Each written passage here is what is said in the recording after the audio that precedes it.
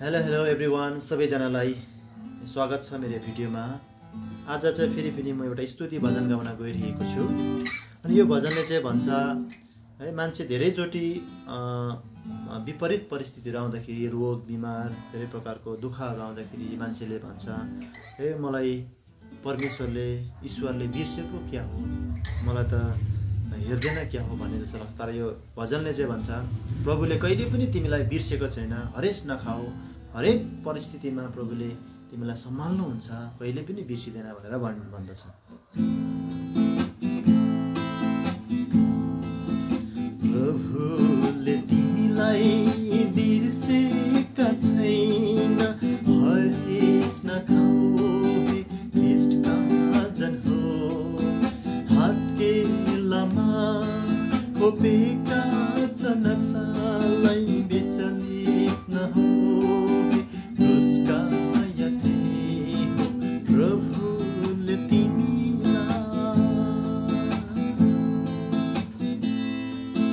बिलाप गर्दा गर्दै थाकिसके होला, आँसुले सधैँ ओछ्यान भिजाउँछ होला।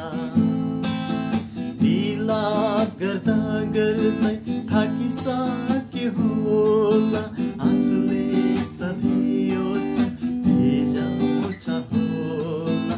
आनन्द गर तरै पनि आनन्द, हारमा पनि तिम्रो जित नभुला।